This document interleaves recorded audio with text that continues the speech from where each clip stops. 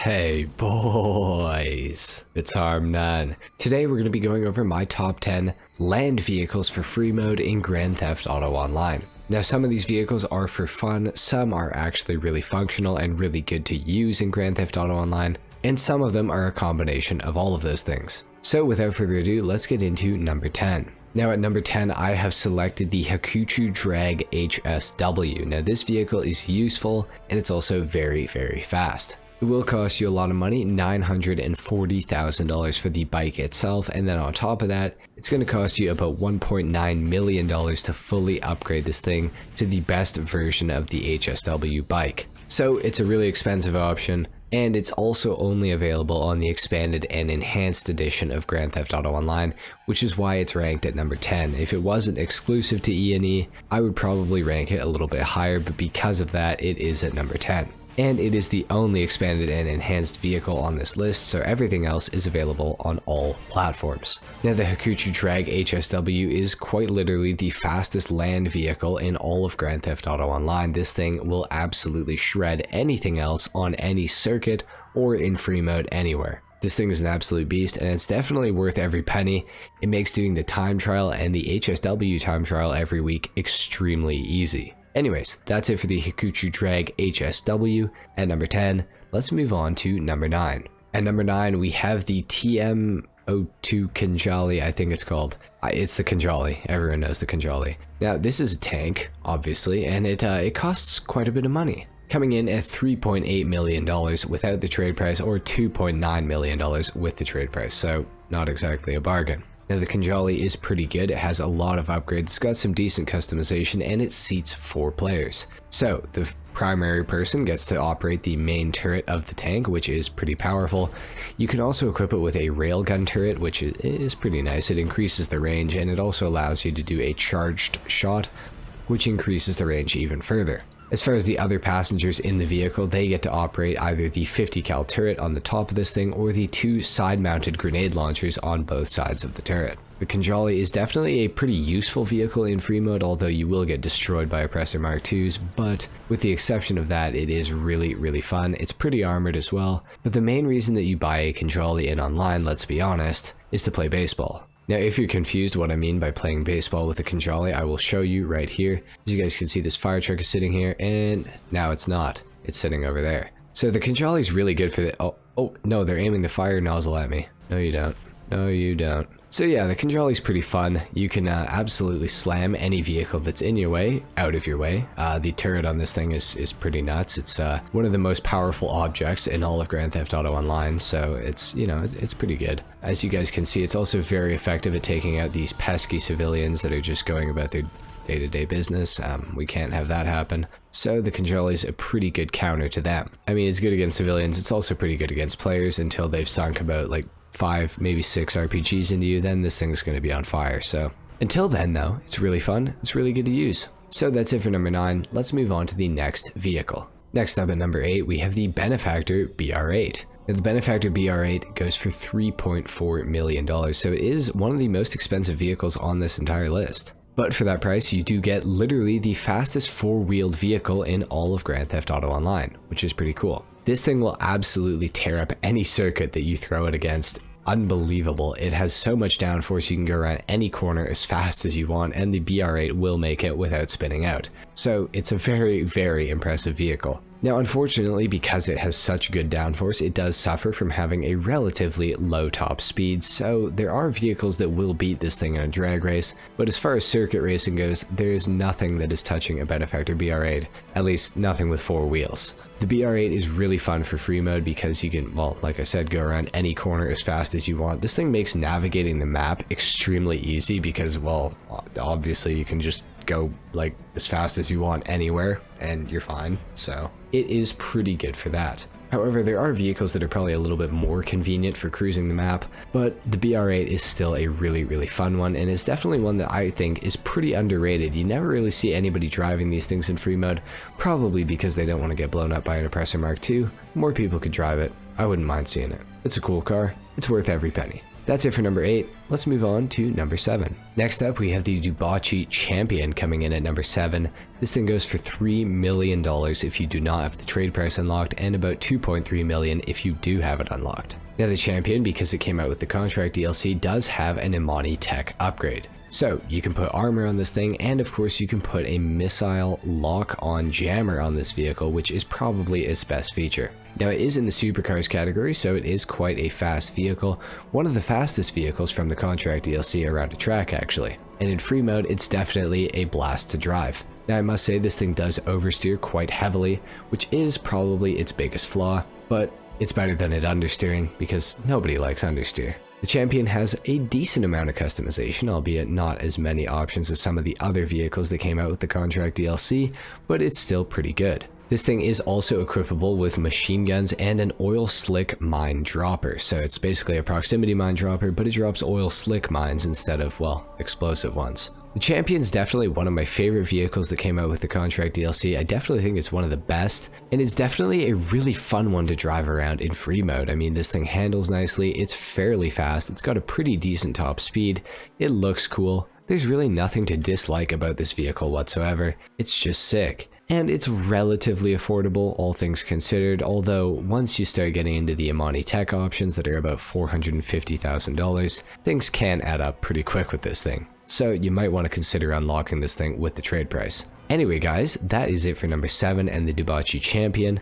Let's move on to number 6. Next up at number 6, we have the Bravado Gauntlet Hellfire. Now the Gauntlet Hellfire is the cheapest vehicle on this list by quite a long shot, so far at least. This thing goes for about $735,000, and for that price you get one of the most fun vehicles to cruise around in. Now this thing is not very useful in terms of doing anything in Grand Theft Auto Online except for just having fun. And having fun is this thing's specialty. The amount of wheel spin produced by the Gauntlet Hellfire could probably, I don't know, rotate the earth backwards or something, except it's wheel spin, so it probably doesn't.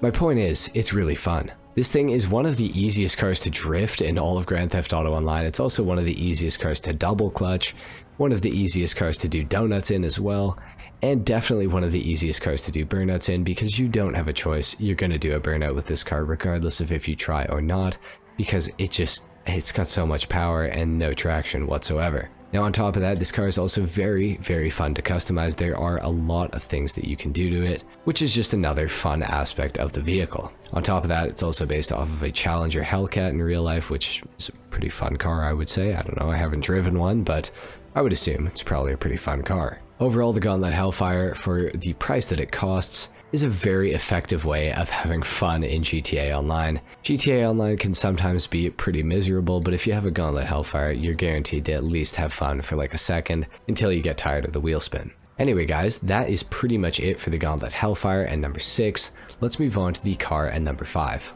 Next up at number 5, we have the Insurgent Pickup Custom. Now the Insurgent Pickup Custom is a personal favorite of mine in Grand Theft Auto Online because I feel like it's just one of the best vehicles. This thing is very heavily armored. It will survive against an Oppressor Mark II, absolutely, unless the Oppressor is shooting a bunch of cars that explode right beside you. This thing will survive all 20 missiles from an Oppressor and still be able to take another 7 before it blows up. Now once you've completed all the bunker research, or at least completed until you get the proximity mine dropper for the Insurgent Pickup Custom, well, once you get it, you can put it on.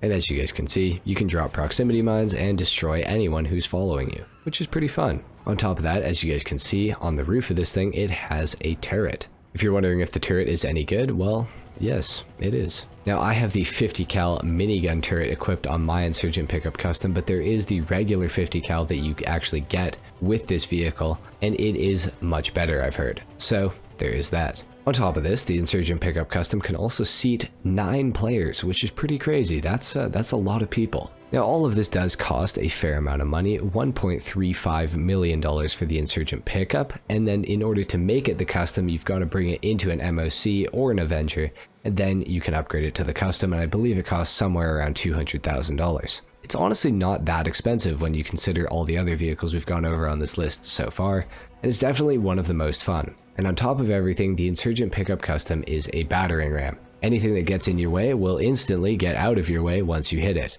Nothing stands a chance against an Insurgent Pickup Custom. I swear you could probably move the train with this thing. Well, except you can't, but I feel like you should be able to. The Insurgent Pickup Custom is one of my favorite vehicles in all of Grand Theft Auto Online, and it is definitely one that I would highly recommend picking up if you do not have one already. Anyway guys, that is it for the Insurgent Pickup Custom at number 5. Let's move on to number 4. Next up, at number 4, we have the Night Shark. This thing comes in at $1,245,000, and for that price, you get one of the fastest and most armored vehicles in all of Grand Theft Auto Online. This thing can also take 27 Oppressor Mark II missiles before it blows up, very similar to the Insurgent Pickup Custom. Now, the Night Shark is a lot faster than the Insurgent Pickup Custom, however, it's got a few less capabilities. Obviously, it does not have a top-mounted machine gun on it, nor does it have the ability to drop proximity mines, so at surface level, it's kind of less fun. It also doesn't have the same battering ram abilities as the Insurgent Pickup Custom. Don't get me wrong, it is still good, but it's nowhere near the Insurgent Pickup Custom's ability,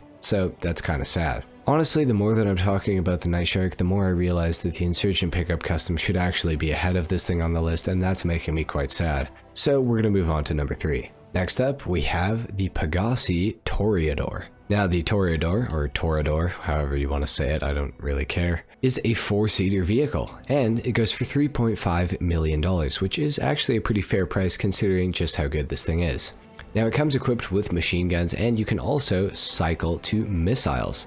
Now, these missiles are some of the best tracking missiles in the game. There are ones that are better, I know for the guys that know everything there is to know about missiles, there are better missiles, but these are pretty good. So, taking down Oppressor Mark IIs with this vehicle is actually not that hard. Now, on top of this, the Toreador has some pretty good customization, so that is another nice feature. And beyond that, it also has a rocket boost option. As you guys can see, this thing will absolutely fly. Oh no, just kidding. Now, if you accidentally find yourself to have driven underwater with the Toreador, of course it is also a submersible vehicle, so that's pretty handy. And you can use the boost while you're underwater as well to get places a little bit quicker. Now, this thing doesn't have the greatest handling underwater, if you will, but it is still pretty fun to drive, or sail, I guess. The Toreador, if you own the Kasadka, is also equipped with sonar, which you can use to find underwater treasure, which is kind of cool as well. Overall, the Toreador is a very, very useful vehicle, and it also has some armor to it, so you can survive against, I believe, about 6 Oppressor Mark II missiles, which is pretty good. So, the Toreador, very fun car. Obviously, you can take it underwater, you can take it on land, you can rocket boost it, you can launch missiles out of it. What's not to like about this thing? And for $3.5 million, it's actually really not that expensive if you think about it. Like, yes it is, but no it's not at the same time, you know? Anyway guys, that is pretty much it for number 3. Obviously, we have the Toreador. Let's move on to the vehicle at number 2. Next up at number 2, we of course have the Bravado Buffalo STX from the Contract DLC. Now, this thing goes for about $1.6 million. I believe that's if you have the trade price unlocked. I don't know. I feel like I unlocked the trade price without even doing anything, so I have the trade price, and that's all I know. But I think this thing might cost $2.1 million if you don't have the trade price unlocked. Now, the Buffalo STX basically does everything that the DUGG Champion does that I mentioned earlier, but just a little bit better. This thing has machine guns that are equipable, which do pretty damn good damage. You can take out civilians really easy with this thing, or players in unarmored vehicles. You can take those out super easily too. As you guys can see, I'm going to roast this guy alive in a second here once the car catches. There we go. Yep, I'm sorry. Oh, that's okay. It was quick. Oh, maybe it wasn't. Hold on. Oh boy. Nobody tell the UN you saw nothing. Now, of course, this thing also has armor, which will allow it to take some hits from Oppressor Mark IIs, and of course, it has Imani tech, so you can equip it with a missile lock-on jammer, so this pesky Oppressor Mark IIs can't lock onto you, which is very nice. On top of that, this thing is better than the Champion because it is a 4-seater, and it's also faster around a track than the DUGG Champion, believe it or not. I know it probably doesn't look like it, but it actually is. And on top of all of that, it's also the fastest muscle car in Grand Theft Auto Online in terms of lap time around a circuit, so that's pretty good. This thing's really fun to cruise around in. I wish that it kind of handled a little bit more like the Gauntlet Hellfire, but maybe for the better it doesn't. But it would be very, very fun if it was like the Gauntlet Hellfire, I have to say. But regardless of that, it is still a very, very good car, and I would highly recommend picking this thing up, probably more than any other car on this entire list. Of course, at number 1, we have the Canis Seminole. Now, if you're new to the channel, you might think that I'm joking,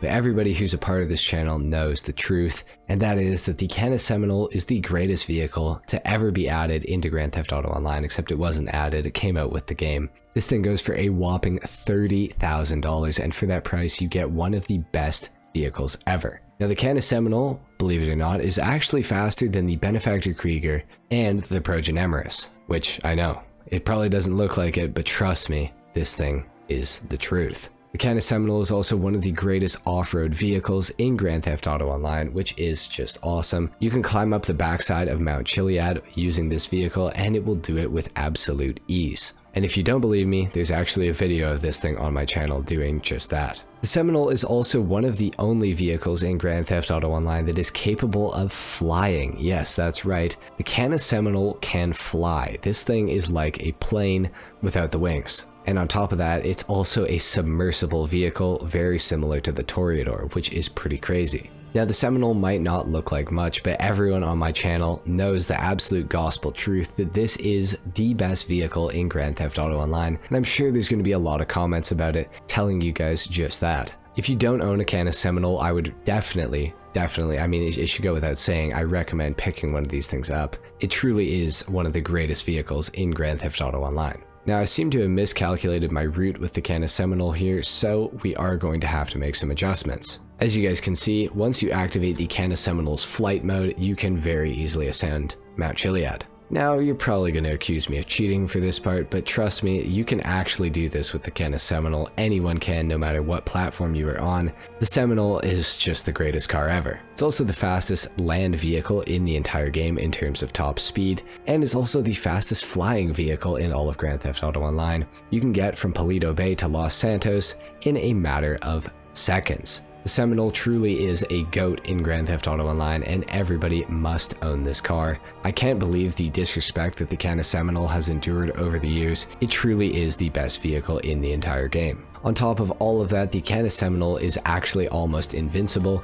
This thing can take more Oppressor Mark II rockets than the MOC Cab, which if you didn't know, the MOC Cab can take somewhere in the neighborhood of 67. The Canis Seminole can actually take over 200. Anyway guys, that is it for the video. Let me know what you thought of this video down in the comments down below. Let me know what some free mode cars for you guys are that are really good. I'm very interested to know. If you guys enjoyed this video, a like is of course appreciated, if not dislike. Subscribe if you guys are new, and I will see you all in the next video. Until then, take care. Peace.